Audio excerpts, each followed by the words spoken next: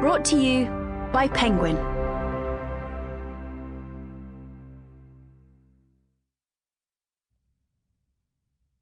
Investing to Save the Planet, written and read by Alice Ross. Chapter 1. A Short History of Green Investing. When David Blood told his colleagues in 2003 that he was resigning to start a sustainable investment company, they laughed at him. Blood was a senior banker working as the head of asset management at Goldman Sachs. His clients were among the largest investors in the world. But back then, not many of them were interested in investing in climate change solutions. Footnote: Goldman Sachs would later achieve notoriety in the wake of the global financial crisis of 2008, after a scathing article in Rolling Stone magazine likened it to a great vampire squid whose aim was to create pure profit for rich individuals. Ends footnote. Most experts at that time, Blood recalls, thought that sustainable investing meant limiting your horizons. In other words, it was about being a do-gooder rather than an investor. People could choose not to invest in fossil fuel companies, but they'd make less money as a result. We believe differently, he says. Blood joined forces with Al Gore, the former Vice President of the United States, who in 2000 had narrowly lost the presidency to George W. Bush. Gore was fast becoming a leading figure in the climate change debate. In 2006, he released a critically acclaimed and widely watched documentary, An Inconvenient Truth, which warned about the dangers of climate change. The following year, he won the Nobel Peace Prize for helping to raise awareness of global warming. Footnote: Gore was a joint winner with the Intergovernmental Panel on Climate Change, IPCC. The prize was awarded for their efforts to build up and disseminate greater knowledge about man-made climate change and to lay the foundations for the measures that are needed to counteract such change.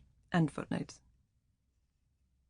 The rest of the world, consumers and, importantly, investors, was waking up to climate change, both to the risks it posed and then to the opportunities. Now, Gore sees investment as key to unlocking some of the problems of cutting carbon emissions. We believe that the world is in the early stages of a sustainability revolution, he says. The company that Blood and Gore founded, Generation Investment Management, is now one of the most successful investors in climate change solutions. In fact, it is one of the most successful investment managers, full stop. Its flagship global equity fund returned more than 11% a year on average to investors between its launch in 2005 and March 2020, compared to an average 6% a year from its benchmark, the MSCI World Index. And it has been followed by countless other sustainable investment specialists. Investing with the environment in mind has become extremely popular, with investment houses falling over themselves to market new products to consumers, or, as they are known, retail investors. What has changed between the turn of the century and now? Until very recently, sustainable investment was seen as a specialist, niche area. It was assumed that investing responsibly meant that you wouldn't make as much money. Investing ethically was more of a hobby or a philanthropic pursuit. A serious investor who wanted to make real money shouldn't be troubled too much by morals, went the thinking. Things could hardly be more different now. Ethical investing in its modern form can be traced back decades, from investors shunning companies profiting from South African apartheid in the 1970s and 80s to those dumping tobacco holdings in the 90s. Investing with the environment in mind started as a niche area in broader ethical investment, but it shared a key characteristic. It was about avoiding things, in this case fossil fuel companies. As it became obvious that the world needed more renewable energy, investors started to see positive opportunities too. The first years of this century saw venture capitalists and private equity funds pour millions into solar and wind energy technologies. This proved to be an early setback for the environmental investment movement, however. First, government subsidies made it hard to value the market properly, and oversupply led prices to fall. And then came the global financial crisis of 2008. The collapse in financial markets heaped pressure on a sector that had already been struggling.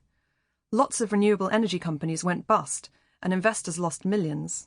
Big oil majors like BP and Shell, who had tentatively dipped a toe in the water of solar energy, rapidly pulled out, believing it to be unprofitable. Some people reverted to their view that investing sustainably was a mug's game. Since then, however, there have been major changes in the way mainstream investors think about the environment, and crucially in how they think about risk. From government pension funds to billion-dollar investment funds to hedge fund tycoons, everyone in finance is waking up to the fact that climate change is going to change the world, so we had better change our investment portfolios as well. Sample complete. Ready to continue?